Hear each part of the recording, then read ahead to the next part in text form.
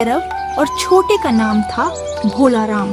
बड़े भाई का विवाह पहले ही हो चुका था, लेकिन छोटे का विवाह करने से पहले उनके पिता गुजर गए। आज दोनों भाई पिता के गुजरने के बाद उनकी संपत्ति का बंटवारा कर रहे हैं।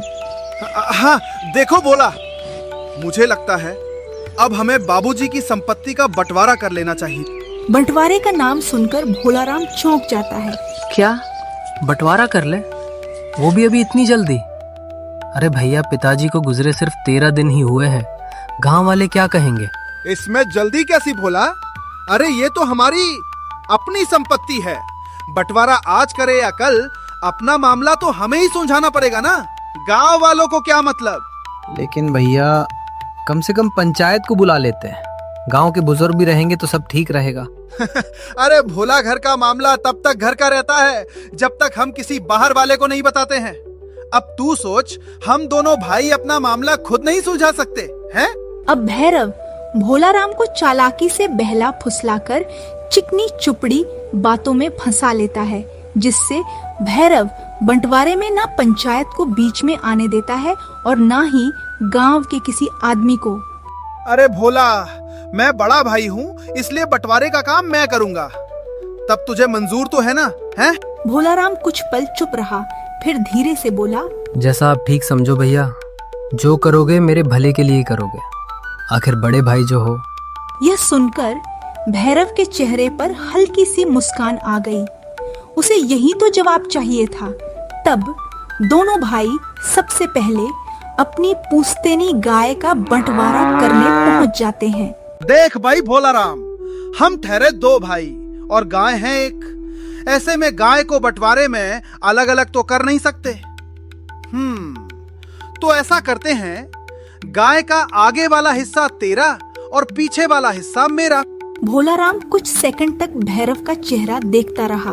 उसे समझ ही नहीं आया कि ये कैसा बंटवारा है। भैया, इसका क्या मतलब है? मैं कुछ समझा नहीं। बात एकदम साफ है बोला।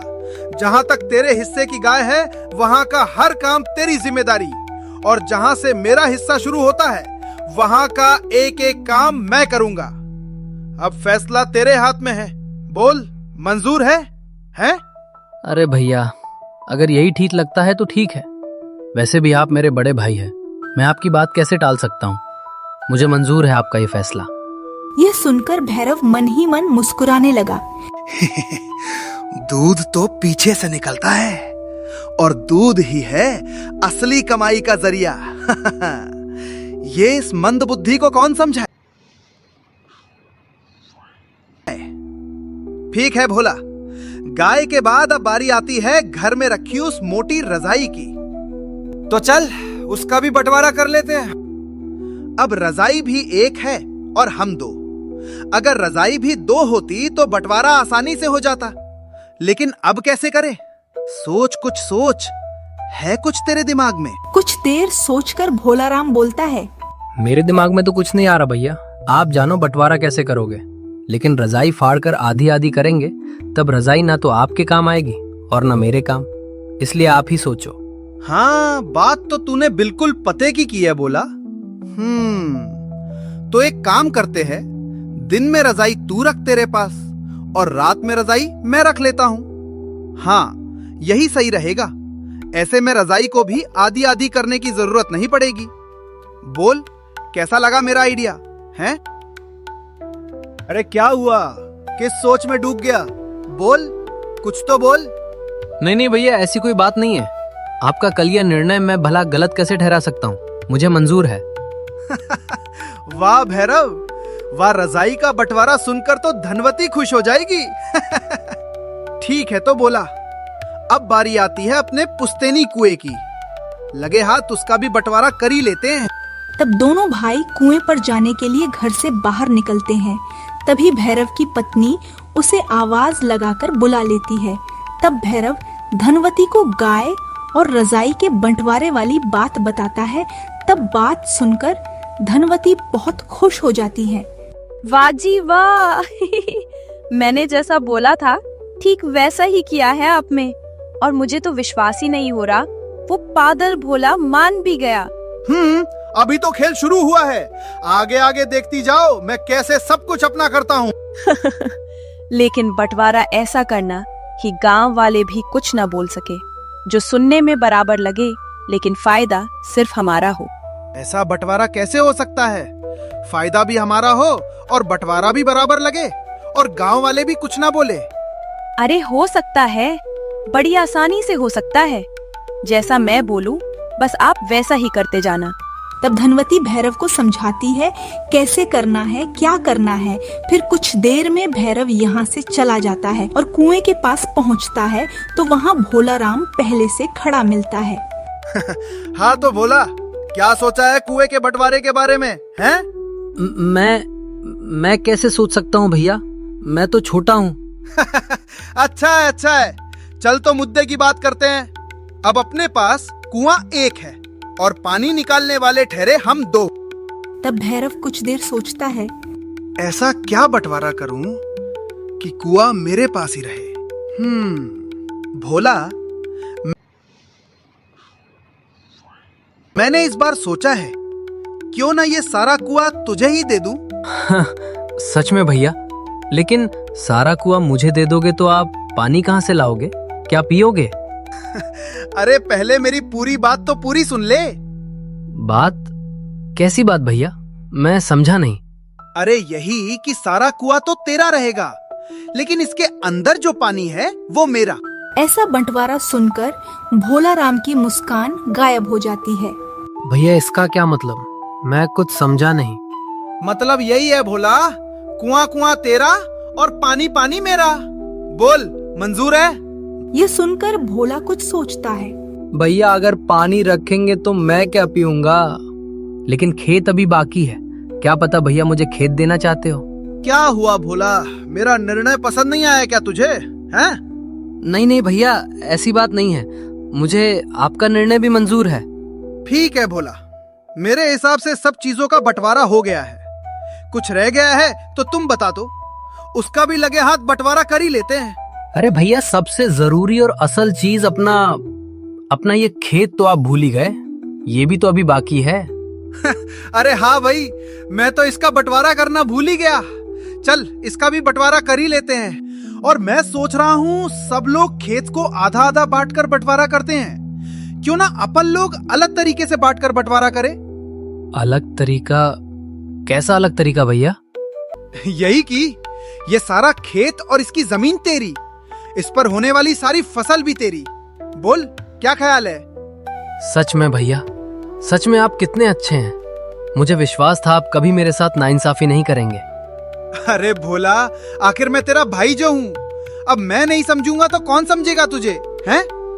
लेकिन हाँ, खेत की जमीन के नीचे फसल का जो भी हिस्सा होगा उस पर मेरा हक होगा। बोल मंजूर है? हाँ मंजूर है भैया, मंजूर है।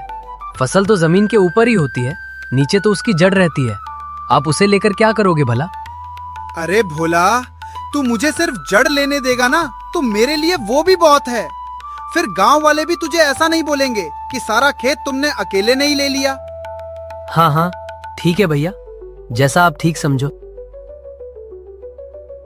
अब रोज भोला सुबह सुबह गाय के लिए चारा काट कर लाता, पानी लाकर पानी पिलाता और बड़े चाव से उसे नहलाता है। लेकिन जब दूध निकालने का समय आता है तब भैरव बाल्टी लेकर पहुंच जाता है। अरे भोला किधर दौड़ा है? भूल गया बंटवारे में तुझे क्या मिला था, हैं? अरे नहीं भैया, ऐसी बात नहीं है, मैंने सोचा था आप दूध नहीं निकालोगे तो मैं निकालने आ गया। झूठ बोलने की भी हद होती है। तूने तो मुझे पागल समझ रखा है। अबे असली कमाई तो है ही दूध में, और तू चाहता है मैं इसे छोड़ दूं? चल चल हट सामने से, दूध निकालने दे, देर हो रही है। इतना कहकर भैरव गाय का दूध निकालने लग जाता है। फिर कुछ देर बाद दूध निकालकर जैसे ही जाने लगता है तो भोला उसे रोक लेता है। अरे भैया, मैं भी सुबह से इसकी सेवा करता हूँ, चारा खिलाता हूँ, पानी पिलाता हूँ, नहलाता हूँ, तो दूध में मेरा थोड़ा हिस्सा भी नहीं बनता क्या? थोड़ा दूध तो मुझे भी डाल देते।